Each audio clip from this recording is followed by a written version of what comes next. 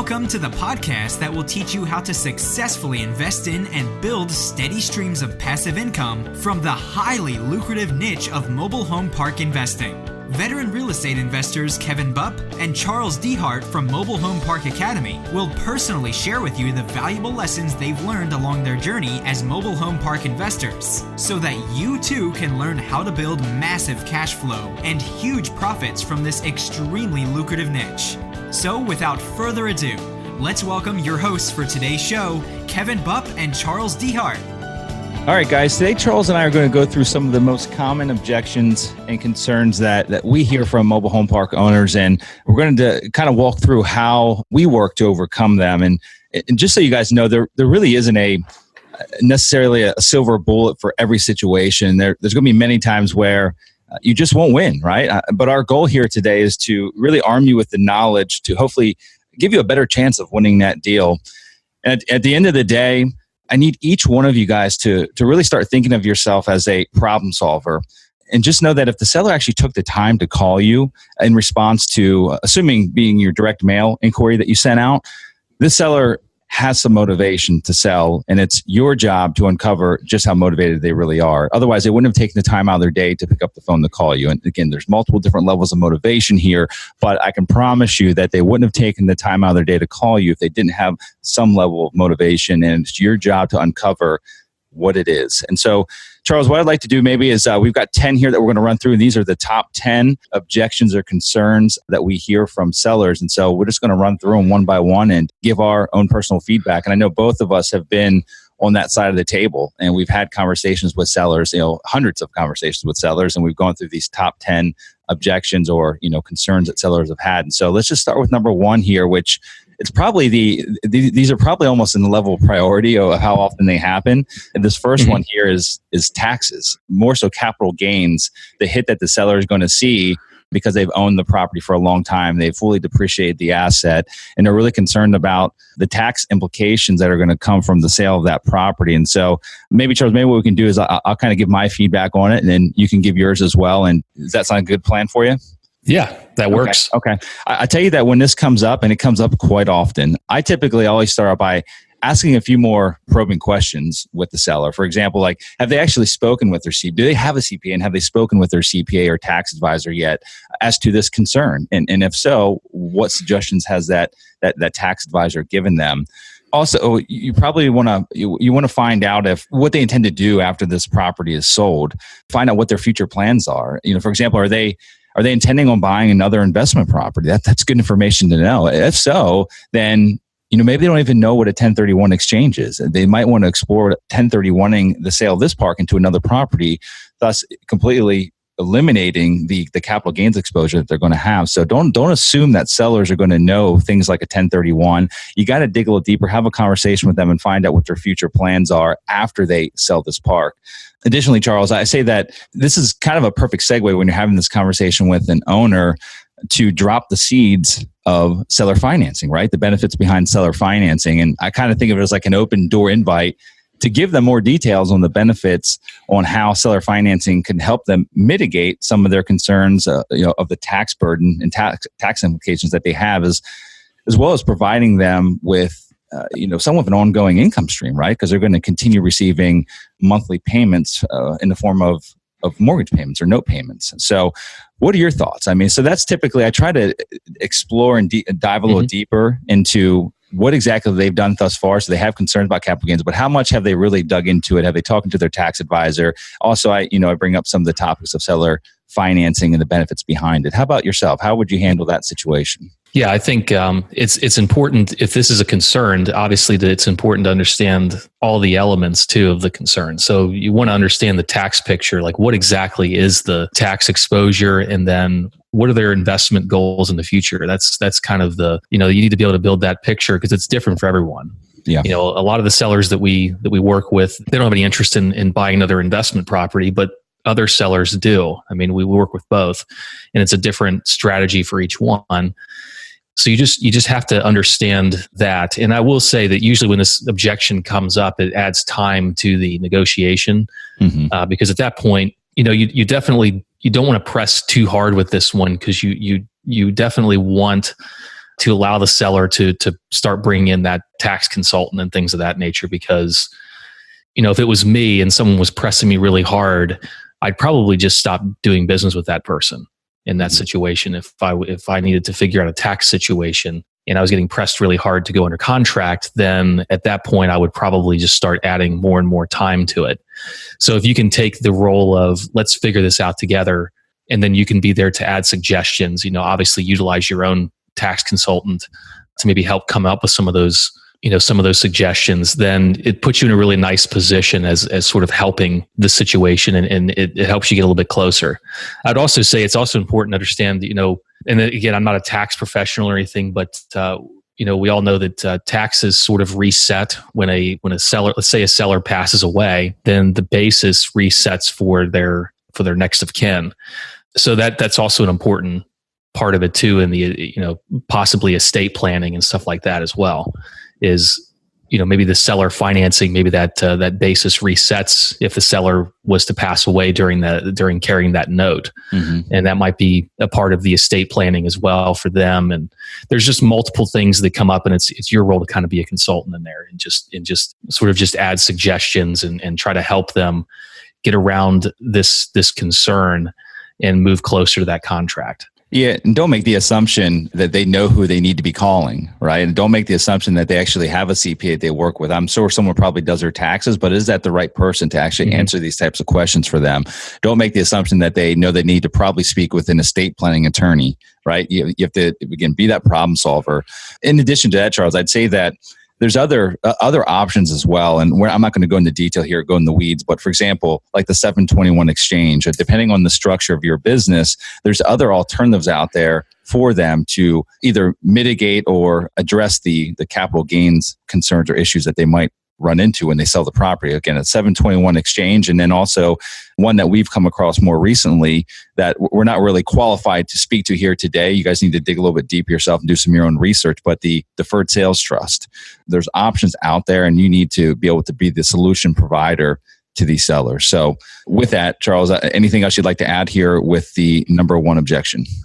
Yeah, I mean, most of you guys who are listening to this, you guys have resources that are probably better qualified than most of your sellers. Most of your sellers have used the same CPA for 40, 50 years, and a lot of these CPAs just aren't up to speed on the latest and greatest of the tax code. It's the truth.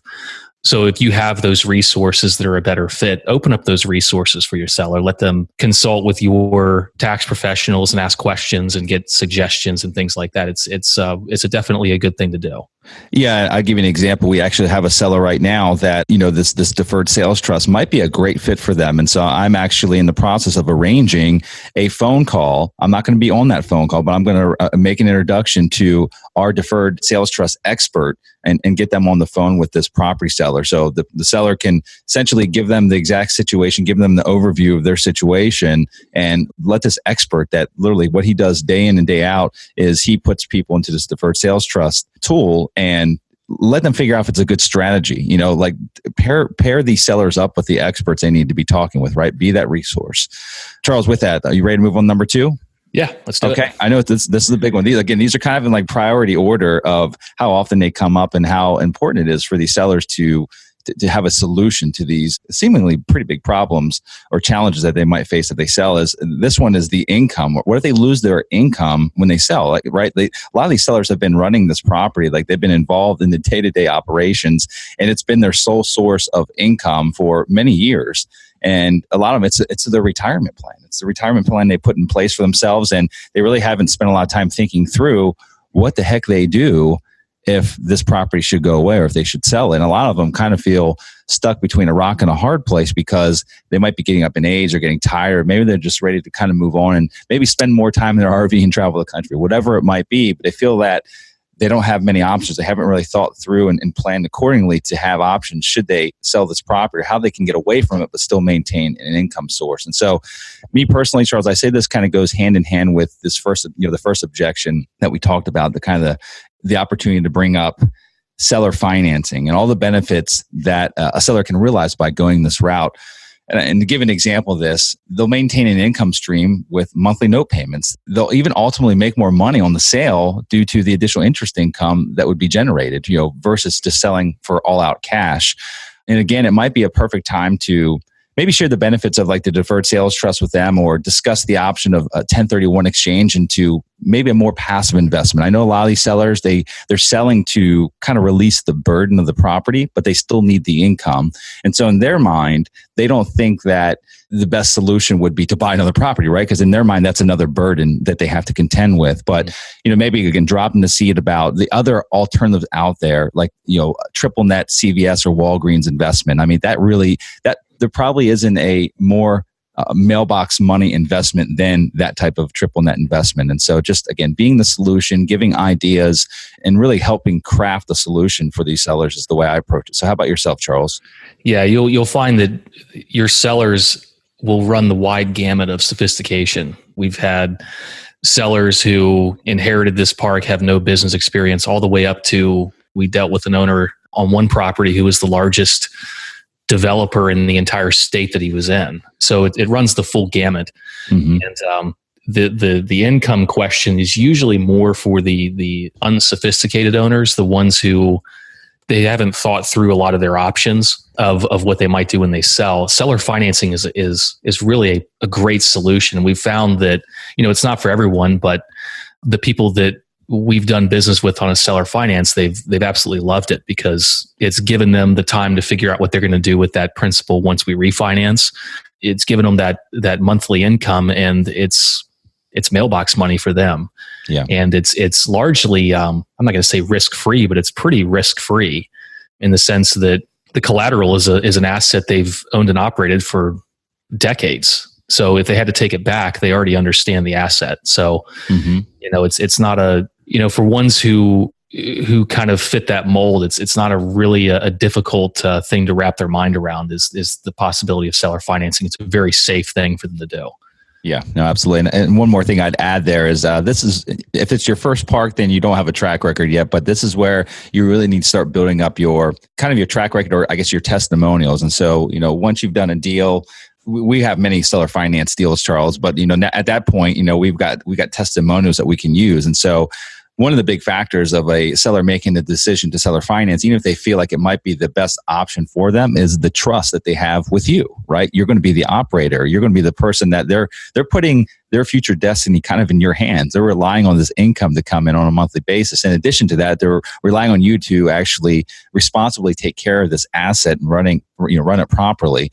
So having those recommendations or testimonials from other sellers that you've worked with is going to go a long way. Again, that only really happens once you've done a few deals, but just kind of keep that in mind as you guys move forward in your mobile home park investment career. Catalog those testimonials of the park owners that you've dealt with. So any other thoughts on that, Charles, before we move on to number 3? Yeah, there's probably some little side objections that come up during this conversation with seller financing. One of them is that, you could let the park go completely downhill and it might take a while for them to take the park back from you. Well, if you look at more sophisticated lenders, they put in sort of performance related measures in place that you have to hit. So you have to maintain a certain occupancy, or your debt service coverage ratio has to maintain at a certain point. There's nothing saying you can't put those measures in place if your seller brings that concern up that, okay, the park might go downhill for a while and you might be bleeding money. You might be able to carry it for a while, but by the time I can take this back from you, it might be completely trashed. Mm-hmm. Well, if you add in these things that you're, some reporting, some transparency in your loan with the seller, then that can help, ease their mind and overcome some of those objections. It's something for an attorney to walk through. It's a way to overcome that last hurdle to get you that seller financing. Yeah, and you could also don't go into this assuming it's going to be a non-recourse loan, and so just make sure that the seller is aware that you intend to sign as a guarantor. You and your partner, whoever's on your team, you guys plan to sign as a guarantor. Again, non-recourse loans are much more sexy and attractive than full recourse loans, but if that's the last hump that you need to get through with the seller to get them comfortable with doing the deal, know that you're willing to put your personal financial assets on the line to guarantee this deal. Right. Yeah. Okay. Sounds good. Let's move on to number 3, Charles. That one, the sellers they're getting old and they fear that they're going to leave their wife or their kids with the burden of this property. And this really speaks to the sellers that are actively involved in the day-to-day operations. Normally it's the husband. He's been kind of running the show for quite some time. And we literally have an example of where this is playing out today in a deal we have in contract. Actually, 2 deals we have in contract. So I'll speak to those real quick, Charles, as real life examples. One of them is a park we have in contract in Kentucky.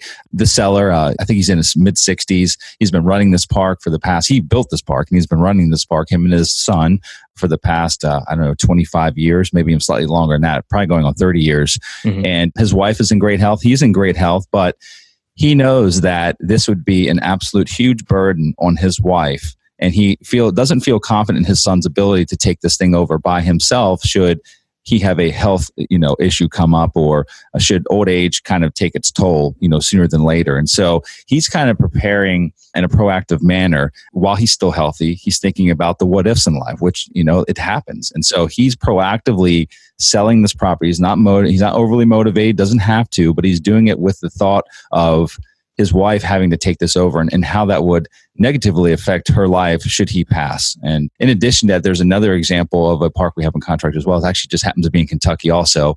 This one is an example of where this actually played out in really the wrong way. The seller wasn't proactive about it. The husband had passed away about 10 years ago.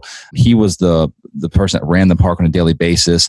His wife ultimately took this park over after he passed, and she struggled with it for many years. For the past 8 or 9 years, she struggled to run this, and ultimately her health challenges came to play as well. She had a stroke last year, and she's somewhat incapacitated now. And this park has gone downhill, both the operations, the value of it. And now they essentially have a management team there that's trying to run it, and they're doing a pretty horrible job. And so that's where, the proactive man are thinking through this and coming up with an actual solution, which, again, the first example I gave there was where he's proactively selling this. And so that way his wife's not caught with this burden. So Charles, any thoughts on that? Yeah, this is usually a reason to sell for a seller. Yeah. And a lot of times, when you get a seller on the phone, sometimes they use this to build more time into the transaction. Maybe, we're not ready today, but this is something that I've been thinking about.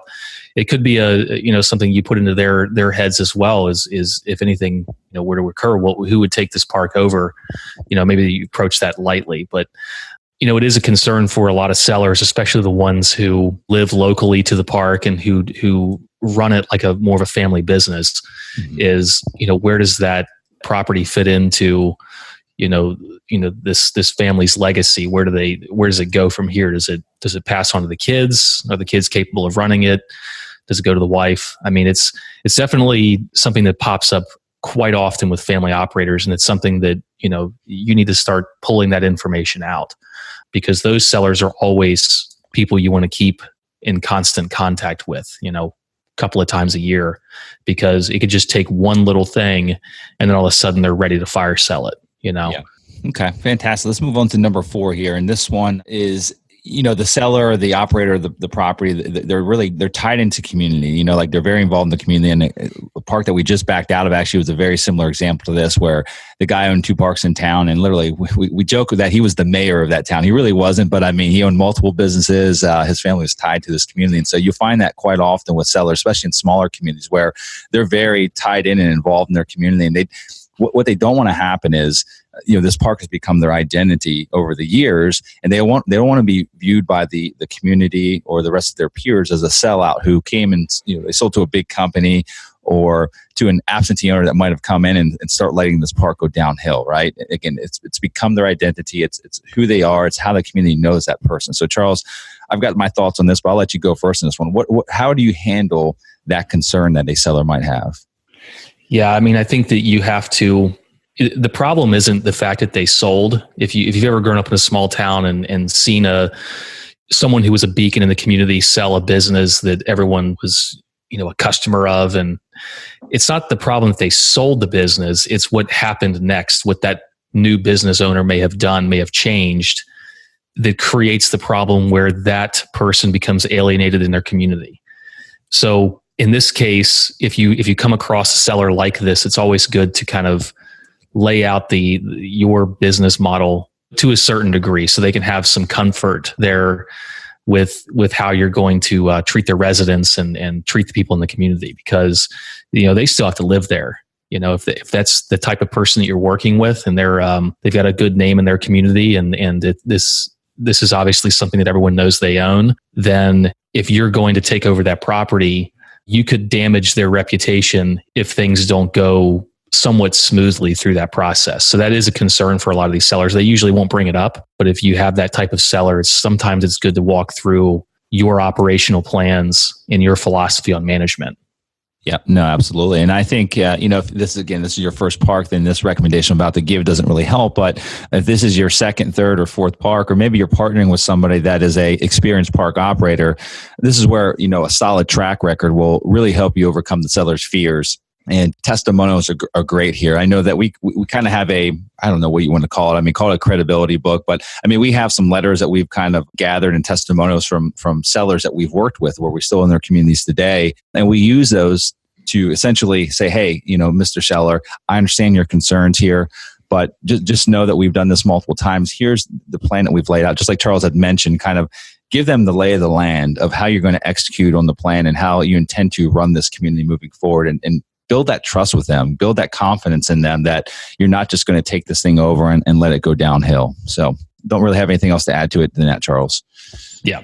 What's the next one, bud? Let's see. I started something many years ago and I want to finish executing on my vision.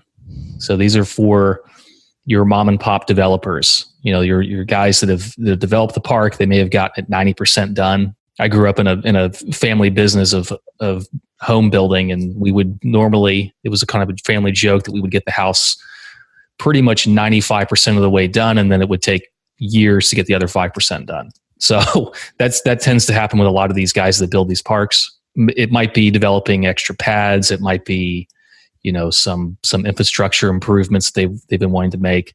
But a lot of these guys, they feel very strongly about what the final finished product is supposed to look like. And maybe they're just up there in age and they don't think they can get it there, or they've run out of money. They can't get it there that way. Whatever the reason is, a lot of times it's very important for these types of sellers to know that you're going to come in and execute that vision. Mm-hmm. Yeah, we have a perfect example of a park that we're buying right now that this is part of their decision to who they were going to sell to. It was money driven, number one, but it wasn't necessarily who came in with the highest and best price. Really, the biggest factor that they took in consideration, this was a family. So this park was essentially started by the mother and father some 50 years ago. And now the son, who is in his 70s, actually has been running the park for the past 20 some odd years. The mother's still around. The father passed away many, many years ago, but there's other family and siblings involved in the decision here. And the son that's been running the park, the day-to-day, he's got a vision of where he's been wanting to take this park for a number of years. And he's executed on probably about 70% of that vision. And part of that vision over the years was adding a 55 plus senior section. He executed on that about 15 to 20 years ago. Another part that he's partially executed on was a second 55 plus section of the community, which he actually got put in about 5 years ago and started bringing new homes in. There's some older homes in the community as well. There's an all age section, and he's been slowly, either pulling them out and bringing new homes in, or doing a complete gut renovation. And when I say gut renovation, he'll take some 60s and 70s model homes and make them look like brand new homes with pitched roofs and complete new fixtures in and out, replumbing, new electrical throughout. In any event, this vision, for him to accomplish his vision, it's taken a lot of time. And he's kind of not a one-man band, but he's been, working through the motions for the last 15 years, 20 years to get it there. And he's still shy of it, right? Still shy of the finish line, but now he's at the age where he wants to enjoy the rest of his time here on earth. He wants to go focus on some of his hobbies. And so the decision really came in with him and his family, the siblings and his mother who's still around. Not just necessarily a fair price of selling the property, but the person that we're going to sell it to, do they have the ability to execute on the family's plan and to carry on, not necessarily their name's not attached to the park, but it is, right? It's become their identity. These siblings have memories of growing up helping their parents mow grass in the community, right? Like they're tied to this community. They've got emotional attachment to the community, and they want to know the person that comes in is going to be executing that plan and take it to fruition. And so the way that we handled that one is, honestly, I flew up there about a year ago. We've been working on this deal for a number of years. I flew up there a year ago and literally had dinner with all the siblings. And they're all in their 50s, 60s, and 70s. All the siblings and the mother had a sit down dinner with them and kind of walk through what our intent is, and gave them confidence that we have the ability to execute in our plan and to make this dream a reality. So Charles, I don't really have anything else other than that to add. That that's kind of how we handle those situations. Yeah, I mean, these smaller family operators, just understand it's always good to pull this story out too, because it's usually really interesting. Is there's usually a really good story about how that park came to be. I kind of go back to, we bought a park in Salisbury, Maryland, like last year, and the guy that developed that park, he was a police officer back in the 50s or whatever, and he had some vacant land. He decided to build a mobile home park, and he only had enough money to build it one pad at a time. So he had to take a deposit on the electricity, and the deposit was like $10,000. So he only had roughly 10 or 15,000 of savings to use, and every time he would fill the lot, the electric company would give him the deposit back. Therefore, he could develop the next lot with the same deposit and then fill it, get the deposit back. And he just did that 90 times and built a 90 space park. And there's a lot of stories like that. So it's a little bit irrelevant to this conversation, but understanding that story gives you a lot of insight into how important it is that someone comes in and finishes the job that they started. Mm-hmm. It may have taken decades to get to this point for them. It's not going to take you that long. We're going to execute this guy's vision within about a year because we're well capitalized enough to do it immediately. But a lot of these sellers, when they developed the park, they just weren't. So, it's rewarding for them to see it get finished, even if they're not the ones that finished it. Let's move on to the next one, which is, it's very common. The guy that shows up and runs, we're talking about some of these people, the guy that shows up and runs the park on a daily basis, he works there every day. A big concern that we've run across multiple times is that they feel like they're losing their purpose. Like that if they sell the community, I've even had a seller tell me, like, I feel like I'm probably I'll die within a few months if I sell this community, because this is my purpose. This is what I do. I've been doing it for 30 years or 40 years. Every day I wake up and I drive to the community and I stay there till 6 at night, and I do that 6 or 7 days a week. This is all I've done. This is all I know.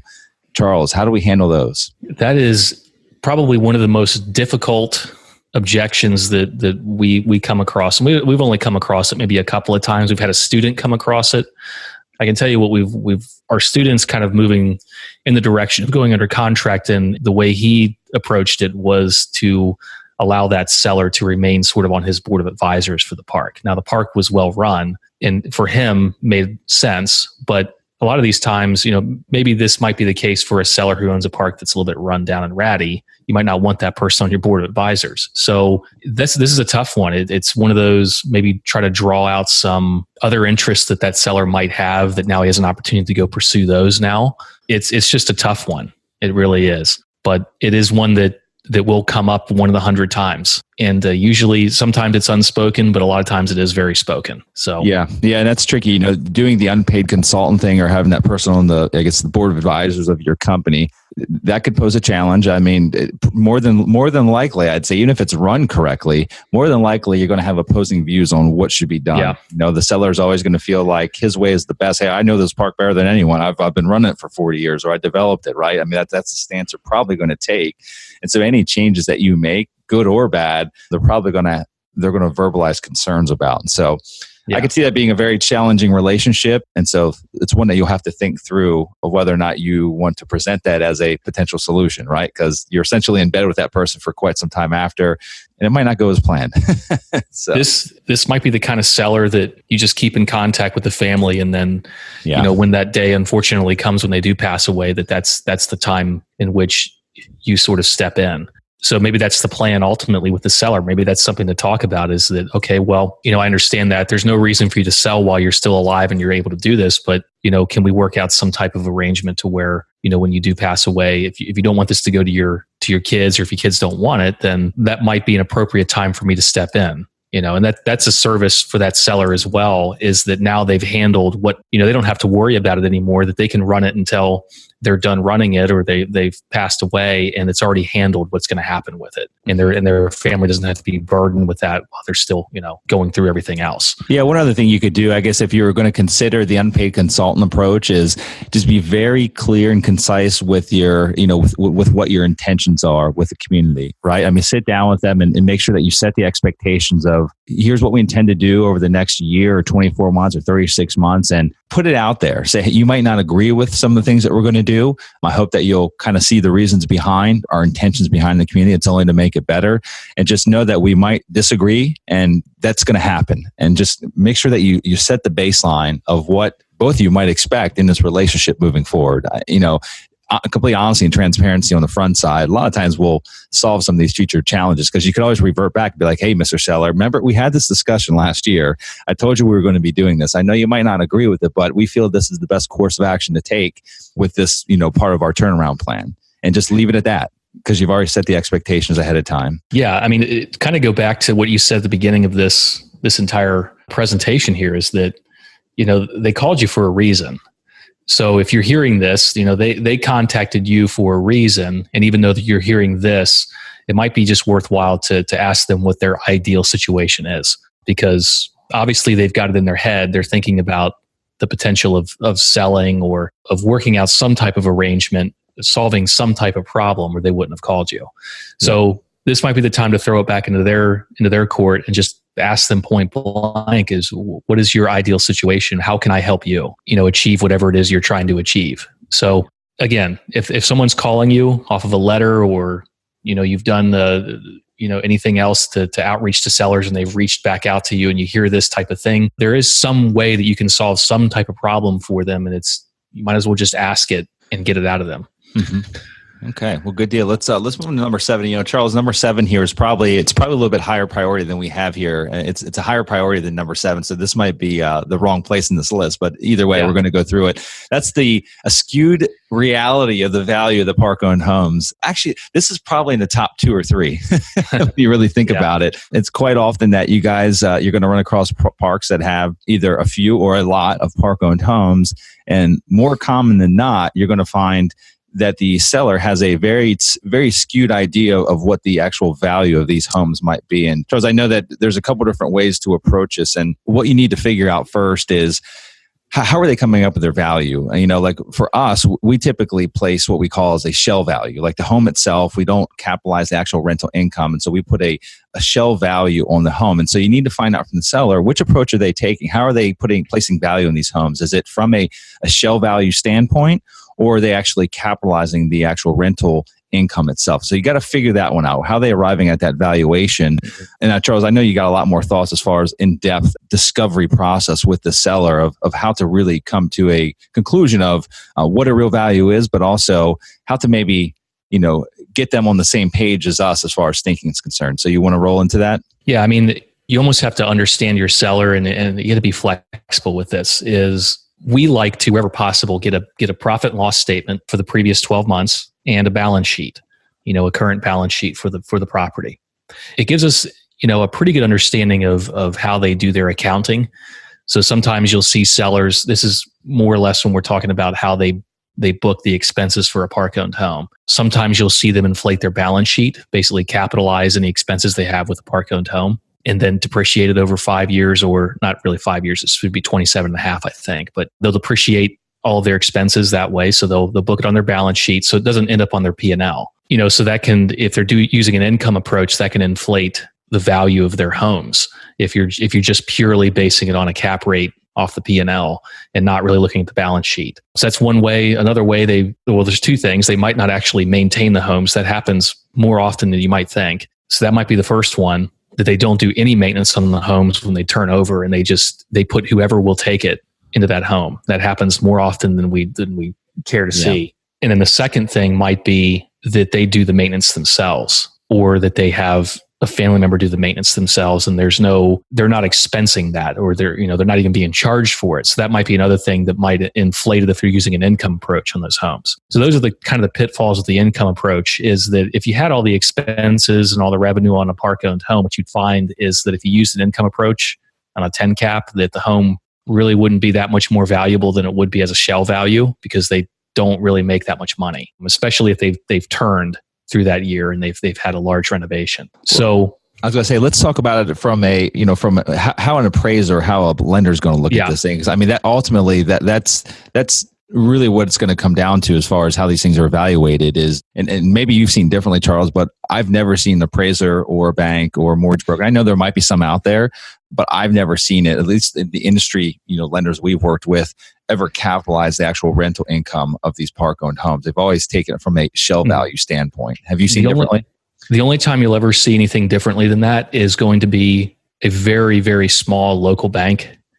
Maybe just doesn't understand how to value it. They're valuing it just like an apartment building. You might see that, but even those small local banks, a lot of them know better than to do that. So that's a pretty logical reason to give a seller why those homes can't be valued on an income approach, is because the entire industry values it on shell value. So they're valued as chattel. They're just personal property at that point. It's hard obviously you have sellers that want to argue on this point, but it really is it's a hard point to argue that this is not how the business is actually valued by anyone in the entire industry that's a professional. You don't ever want to make the seller wrong necessarily, to have an argument about who's right, who's wrong. But in this case, I mean, it's hard to dispute that. Really, where we come up with we don't usually have that many problems with this income approach issue on the park-owned homes. It happens sometimes, but the real thing that we have an issue with a lot of times is, well, okay, now we're adopting the shell value. Well, what's the shell value? A lot of these owners have owned these parks long enough to where they might have been the person that bought the home and brought it in, and they might have paid $30,000 for this home back in the 1980s or early 90s or something, and they might still be placing that same value on that home, even though it's been in the rental pool for 20 plus years, and it's gone through a number of different tenants. So that's where that NADA value really comes into play. That if you can pull that report for a few of the homes, you can show them that, hey, this is a professional third party service that's used by most lenders when they're lending on mobile homes for customers. And this is the value that they placed on it. I know you paid $30,000 for the home, but I mean, it's been a rental home for a number of years. It's just like a car. And the NADA value that's still not a 100% accurate resource because every market's a little different. For example, we used to own a park up in Richmond, Virginia that had a lot of older 70s model homes, well-maintained 70s model homes. But I mean, still, these homes were 40, 50 years old. And in Richmond, Virginia, those homes, we could sell those all day long to a cash buyer for anywhere between $6,000 and $8,000. They would fly off the shelves. Whereas if we took that same home and moved it into one of our North Carolina parks, we wouldn't be able to give it away. We'd have to give it away for maybe $1,000 or $2,000 or just literally free, even though it's a good home. It's not the norm. It's smaller. The bedrooms, the bathroom layout is much smaller than what people expect in that given marketplace. And so NADA doesn't really a lot of times take that into full consideration. And so what I do typically, Charles, is I'll just go to Craigslist. Go to Craigslist in that marketplace and find out what people are asking. Like, try to get a general idea of what homes are selling for that are in the average year range and size that the homes are in the community you're looking at. For example, I know we had a park that we just backed out of in Indiana. I was in a small town in Indiana, and there was a lot of park-owned homes that came with the sale. And that's literally why the deal died. We weren't far apart at all on the income approach of the park itself. But this guy had, I believe it was about 40 park-owned homes that he had brought into this one community over the last 10 years. Most of them were early to mid-90s model homes, with a few that were slightly newer. There was a number of double wides there as well. In his mind, I think on average, Charles, I think that the value he was putting on these was somewhere between like $20,000 and $30,000. It's probably what he paid for them. I think with him, his evaluation in his head, number one, that's probably what he paid for some of them many, many years ago. In addition to that, they've been in his rental pool for the past 10, 15, 20 years. And he's probably gone through and done renovations, right? He's done turns when tenants move out. And so I think in his mind, he's like, well, I paid this much for it. But in addition to that, guys, I've put another $12,000 into it over the years with upgrades. Yeah, but really, at the end of the day, those are just necessary upgrades as things have worn out. But he's still trying to basically recapture the money that he's put into this, which we know is not the right way to approach it. So that deal ultimately died because his valuation method of what those homes are worth was incredibly skewed to what reality was. And the only other way I think we could have solved that, Charles, as far as like getting on the same page, and I still don't think he would have agreed with it, but ultimately have him go get an appraisal done. Let him go get an appraisal done and let an appraiser come in and actually do a real valuation on those homes. Someone that's an industry appraiser, someone that's appraised mobile homes before, maybe that would have got us closer to reality. But ultimately, that would have taken him spending a couple $1,000s to get an appraisal done, which wasn't going to happen. Well, they could have got data comp. Data comp can do an appraisal on a mobile home for about, I think, like $400, stuff like that. Yeah. Another great place aside from Craigslist is MH Village. If you go into MH Village, you can see a lot of tenants, a lot of parks. They'll have a cash price for a home. That's really market dependent. Sometimes it's popular, sometimes it's not, depending on the market. That's another great place to go. And then a third thing we've used in the past, and it's had marginal success, so it's worth continuing to use, is obviously we can talk all day long about what the cash price for a mobile home would be. And it's very hard to get credit for a mobile home unless you're getting it from the park owner. But you could look at it from a standpoint of, okay, we'd have to extend terms to a resident, but what's the present value of that home based on the terms that we would extend? And that's a little bit easier and it's just pure math. It's a little bit easier for a seller to understand, to go through, okay, this is an 80s model home. We're probably going to sell this on terms at 5 to 7 years, somewhere in there. The interest rate's probably going to be right around somewhere between 10 and 12. And we know that for this home to basically match what it would cost to rent it, if you back out all of the other expenses like repairs and maintenance and insurance and taxes, this is what the payment should be based on that market. Then you can figure out what the principal balance of that home is based on knowing the payment, knowing the interest rate, knowing the term. And it's pure math. It's hard to dispute the value of that home. And going through that with that guy in Indiana, what we would have found is for those 80s and 90s model homes, when sold on terms between 5 and 10 years, he wanted $1 million for his rental portfolio. And I think when we did that valuation, it came out to be somewhere around 600, maybe 500, which is still sort of somewhat overpaying, but it's still much lower than what he was asking for. Yeah.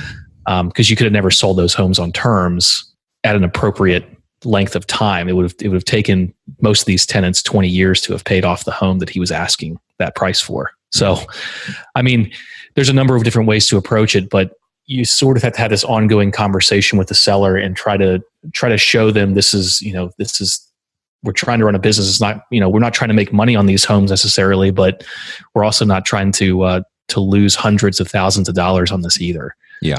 Yep. Absolutely. I don't have anything else to add to that, Charles. We ready to move on to the next one? Yep. Okay. Number 8 is sellers that have been employing family members, brothers, cousins, wives, sons. I mean, we've seen this many different times. They've been employing a multitude of one or many family members in the business, and their concerns lie around having these family members actually lose their job once we take it over. And this has come up many different times. And I tell you how I typically approach this, Charles, is I try to address it from a standpoint of, Mr. Seller, I can tell you this, we don't fix what isn't broken. And so I promise you that we'll work better to understand either your son or your daughter, whoever the person is. We'll work hard to understand their skills and their strengths, and see how we can fit them into the future operations of the company. And so if they're an integral part of it, then we're not going to fix what isn't broken. And I leave it at that. I try not to go too far in the weeds here, and I also don't want to make a promise that we're absolutely we'll keep them on salary or on payroll.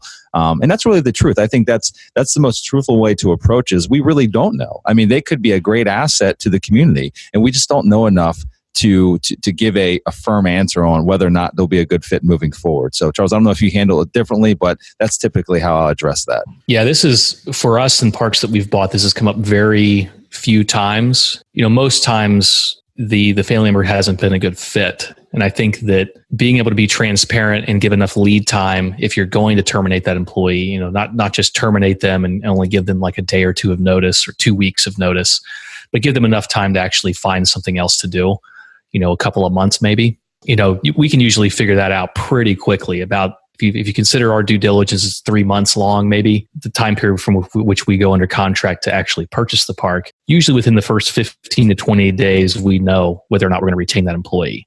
So being able to give these seller assurances that, we can't guarantee that we're going to keep your siblings and son or whoever, your family members employed here, they understand that's probably not an intelligent move either to just blindly commit to something like that. But you can commit to treating them fairly and giving them plenty of lead time to find, something else to do if you've made that decision. So it's an open and honest conversation that you need to have with that seller, is that if they're a good fit, then you have no problem retaining them. You're not going to dismiss them just because they were your family member. But at the same time, if they're not a good fit, we're not going to just hang them out to dry. Yeah, it hasn't come up all that often, but we've had a few deals where it definitely was concerns. I mean, there was a deal in Alabama that we never did buy. Hopefully we will buy some date. His concern was just that. I think it was his wife and his son. Both of them worked in the community.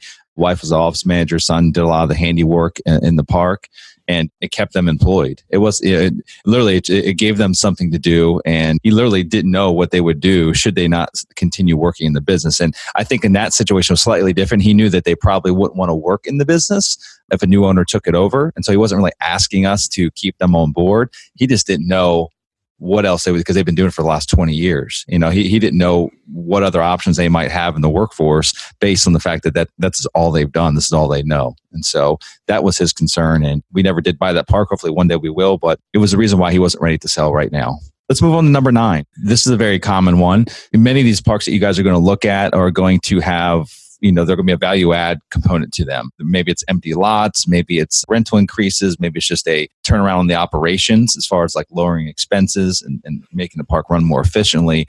In any event, a lot of times these sellers know that there's opportunity to be had in their community. They just haven't been able to capitalize on it. Maybe they don't have the actual capital to do it, to infill lots. As far as raising rents, maybe they just haven't done it because they feel bad for the residents, but they do know that there's a lot of money to be had there, money left on the table. In any event, they want you to pay for that upside. They want you to pay for some or all of that future upside. And maybe it's vacant park-owned homes. I've seen this quite often. In fact, one of the parks we're in contract with here today, there's a number of older vacant park-owned homes that to us really don't have much value. But the seller, in his mind, what he's done when he renovates these, he puts about 10 to 12 grand into them, and he'll turn around and sell them for $20,000. And so in his mind, there's like an $8,000 profit margin there, but I'm talking like full-blown renovations, like new roofs, new flooring, new everything.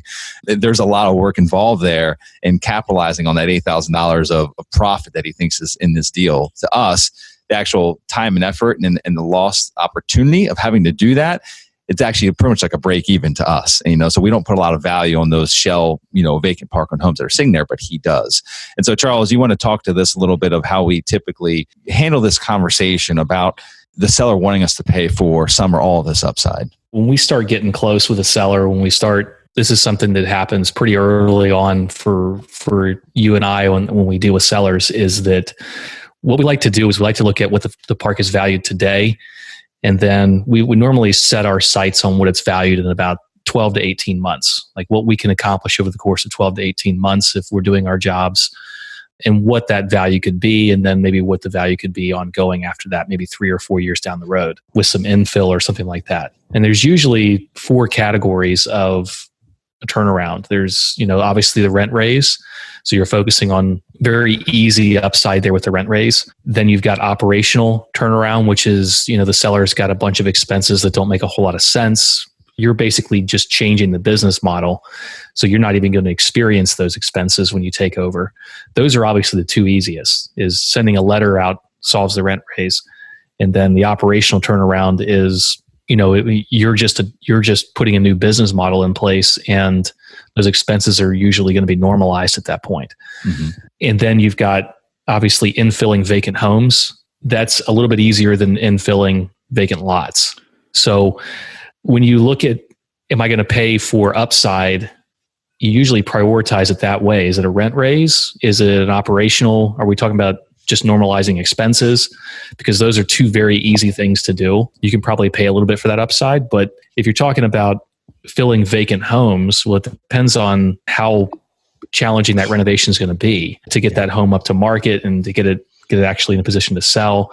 And then infilling vacant pads, it's very challenging to pay for that upside in a normal park. If you're talking about an institutional quality asset where you can achieve upside through infilling and the next buyer might be a REIT, then you can have that conversation. But if you're talking about a 50 space park that has the opportunity to fill in 10 pads, that's a little bit more challenging because that's a different story. Mm-hmm. So, we normally try to tie in a price point. We look at the amount of effort that it's going to take to get it to where it's going to be in 18 months. And then we determine, it's very subjective here. We try to determine, how much profit we absolutely have to have in order to take on that project. How much of the upside we need to keep for ourselves, basically. Mm-hmm. And then, that normally gets us a strike price of I can go no higher than this. And normally when we go into that pricing negotiation, we've already got that number in our head.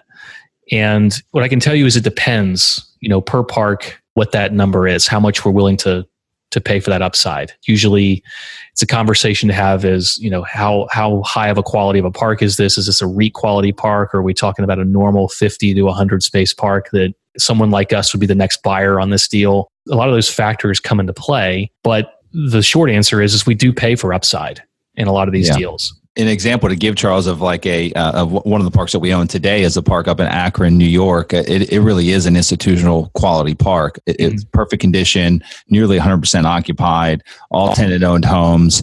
Just a very high-grade park, and not an operational turnaround, not really an infill turnaround because there was only 2 vacant pads. There's no vacant park-owned homes, no park-owned homes at all, actually. With that one, really the upside was the rent increase. The rents were, they were about 60% below market. And so that's the lowest hanging fruit to us. And that's fairly easy upside over the period of a couple of years is doing rent increases to get up to market. And so on the front side, we overpaid. If you looked at it just from the front side perspective of the price we paid, we slightly overpaid for the community, but we knew that it was going to be very easy upside to obtain. And so we paid that seller for not all of it, but a good amount of the upside that was going to be had in that community. Because again, it's just a matter of sending out a letter once a year and doing a rental increase. Yeah, and I can tell you that when you have this conversation, it usually steers into that. If you're approaching a seller and everyone's on board with this income approach, and you'll always hear this. Well, I already know that there's a couple $100 in this. Well, there's $50 to $100 in this rent increase that you can do. I know market's this and we're at this. If you're paying for some of that upside, it's always good to get something in return. So to come back to Akron, what we got in return, because he was at 280, the market was at 515 or something like that. What we got in return for paying for some of that upside was that we first got seller financing because it's hard to get a bank on board with this pricing based on the way he ran it. So he was agreeable to seller financing. And then we also got interest only for the first year because of, how much time it would take to actually get those rents to a position where we had an acceptable debt coverage ratio. So when your seller is insisting that you pay for upside, you need to get something in return for that. It's not just, okay, I'm going to agree to upside. Start hitting some of these deal points that maybe they don't have to do with price, but this can steer the conversation to seller financing is, okay, well, yes, I'm willing to pay for some of that upside, but a bank's not going to be on board with this because they're going to value it based on your last 12 months. That's just the way they're going to do it. So if you want me to pay you for that upside, the only way that we can do this deal is if you seller finance this now. Mm-hmm. So that can lead into that conversation. Or interest only payments, those are hugely valuable in a seller finance deal. Getting 12 months of interest only is a really great thing to do for your investment, and that might be a way to get that deal point hammered in. So if they're really set on getting a certain price, then start looking at other things that you can get that maybe don't have as much to do with price, like interest only payments, seller financing. Maybe they're the ones that put the letter out for the rent increase, that they actually start the ball rolling on that early. Maybe that they, there's some performance that has to be done before you take the park over. Like, yes, we're going to pay you some upside on these vacant park-owned homes, but in order to do that, then you need to make sure these things are rent ready by the time we take over. Maybe you're not going to rent them, but get them rent ready. And we're going to escrow some money just to make sure you do it. You can always find something to put onto the seller that can help them achieve the price that they want, but it can also be a nice win-win for you as well. Yeah, I know we're currently in a negotiation right now with a park in North Carolina where the seller, he's really trying to get a majority of the upside. It's a really nice community. The rents are below market. There's some infill of vacant pads to be had there, but he's really stretching a little bit on what he wants for this community as far as the pricing.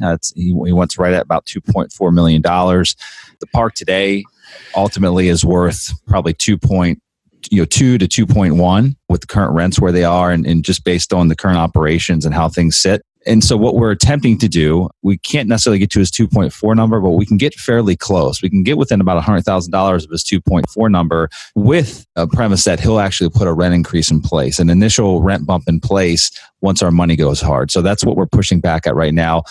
Ultimately, he doesn't want to put a rent increase in place if we don't have risk in the deal. And so what we're essentially saying is once our money does go hard, number one, our money goes hard, he'll put the rent increase letter out. But number two, we'll put additional non-refundable money into escrow, at that point in time. And so we're trying to give him some like a safety net more so that we're going to perform at that point. But in return, we're going to have him be the bad guy, right? And have him actually go ahead and implement that rent increase right out of the gate so that we can step into it at a much higher income level versus us having to wait a number of months to, capture that rent increase ourselves. So not fully there with that negotiation yet, but that's, again, we're trying to do a little give and take there.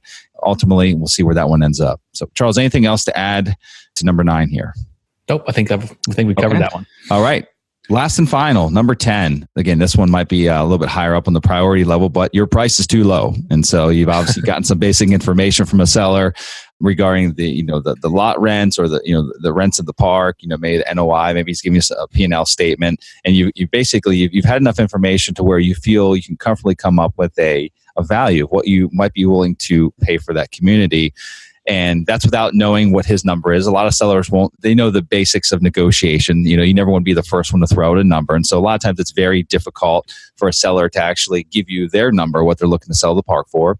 And so they want you to come up with an offer. You do that and they essentially come back to you and say, no, that's way too low. And so typically what I do, Charles, at that point in time is just try to get a better understanding of what their number is. And so hopefully at that point, normally they'll give you some kind of pushback as to, okay, you want to pay $2 million. I think it's worth $3 million. They'll at least give you a number or an idea in their mind of what their price is. Everyone's got a price. Whether they tell you they do or they don't, they've got a price. Everyone's got a number in their head of what they want to sell for, what they think their property is worth. And so if they give me that number, I try to get a better understanding of how they've arrived at that price or that number. What is their valuation method?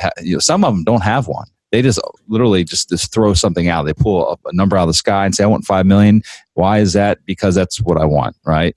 A lot of times to me, that just means there's not a lot of motivation there. But in any event, I try to get a better understanding of their valuation method so that we can see if we can work closer to arriving at a end solution, which is a number that works for both parties. So Charles, I'm not sure exactly how you handle that, but how would you address a seller that just simply says your price is too low? How do you handle that one? Yeah, what I like to do with that, and we've done this a number of times over the years, is that, once we can identify how they're valuing the park, then we can build a supporting case for our price based on their valuation method. It's a little bit backwards from what I think a lot of people do, is they try to sell this idea of an income approach and then shell value on homes. I mean, a lot of these sellers, they have their own way of evaluating the property they feel is the correct way to do it. And no matter what you say, you're not going to steer them away from that. And it really is. There's particular sellers who are like that. This isn't every seller. A lot of times we can actually steer them into the valuation methods that we use, and a lot of sellers adopt it. But some sellers just aren't going to have any of that. And they like to use things like gross rent multipliers, or guy down the street sold for $20,000 a pad, so that's what I want. It's always nice to get an idea for how they're valuing the park, and then to build a case for your pricing based on that particular valuation method. So one of the more popular ones is price per pad. Because we have a database, we can actually pull all the sales comps on mobile home parks that have occurred over the last however many years we want to do it. And we can show them, all of the sales comps for any park that's sold within, 4-hour drive of where their park currently is. And typically that usually supports our pricing. So, it's always good to try to figure out, how they're valuing the park And that builds the story for why your price is too low, and then how you can reapproach the conversation from a different angle. Yeah. I'll give you some examples here. There's a park in Montana that we are currently in negotiations with. And it's if you use the evaluation method or the classification of A, B, C, D, D being like, complete war zone trailer park, A being a high grade institutional asset. This one, it's in a good part of town, but it's got mostly older homes in it. It's well maintained, but it's a C grade park based on the age of the units and the layout of the park and the density and all the other factors involved. And the NOI on this park, I believe, and the expenses are fairly accurate to how we would run it. Taxes are very high in this marketplace, but NOI in 2017, I believe, was right at about $100,000 for the year. And he wants $2.1 million for it. And how he came up with his valuation is another park in town, a much larger, a much nicer institutional grade park traded for $36,000 a pad. And so he's coming up with his number based on what that park sold for per pad. And in his mind, all parks are the same. Doesn't matter if it's a 70 space park or a 270 space park. And just to give you this example, like this one, the park we're talking about here, I believe it's a 68 space park, 68 or 69 space park. Again, the other one that sold was over 300 spaces. And so you're not comparing apples to apples there. We're currently in this negotiation where we're trying to help him better understand that his valuation method's not exactly wrong, but it's also not the way that an appraiser or a bank would look at it. You really can't compare apples to apples here. And in any event, it's really hard. Like as Charles had mentioned, it's hard to take the approach. You can't say like, hey, you're wrong, I'm right? You're never going to win a negotiation doing that. But we're trying to get him to basically see it through a little bit more, I think, of a clear lens, that what he's comparing it to isn't an apples to apples approach. And I'm not sure if we're going to win that one over or not. Sometimes it's just going to take maybe him getting beat up by a few other potential buyers that probably will have it would be much closer to what our valuation method was, which I think we came in somewhere like 1.5, which is a more accurate value for that park given the condition of it and the age and also where the current income is at. But in any event, Charles, I don't really have anything else to add there. You? Yeah, I mean, it's nice in a situation like that to be able to pull, he's basing on the strength of one sales comp, which even he knows, no matter how stubborn he is, he knows that you can't base anything on the strength of one data point. Yep. So to be able to provide him with other data points that, I mean, without saying it, you can certainly steer it. You could choose just the comps that support your pricing, or you could give them all the comps or, everything else. But you never want to base it on the strength of one data point, because who's to say that buyer that came in and bought that park didn't overpay for it, didn't lose their shirt on it. So you can never base on the strength of one data point. That's, when you say that, you kind of open the seller up to, are you willing to look at other sales comps now? So, yeah. Okay. Well, fantastic. So guys, those are the top 10 objections or concerns, many different labels here we can give to them, but these are the common conversations that you're going to have, that we've had with sellers. There's obviously other ones that will pop up, but Charles, I think we nailed the top 10 here. So anything else you'd like to add before we wrap this up, bud? No, I think this is fun. It's good. Yeah, was good. All right, guys. Well, happy mobile home park hunting. Until next time, you guys take care. Congratulations for taking the necessary steps to achieving massive success through the highly lucrative niche of mobile home park investing. Be sure to visit our website, mobilehomeparkacademy.com, to download your free digital ebook version of the 21 biggest mistakes investors make when buying their first mobile home park and how you can avoid them. And while you're there, be sure to subscribe to our free monthly mobile home park investing newsletter, which is jammed full of valuable tips, tricks, and strategies to help you accelerate your path to success as a mobile home park investor. More information about this podcast and its hosts can be found by visiting mobilehomeparkacademy.com.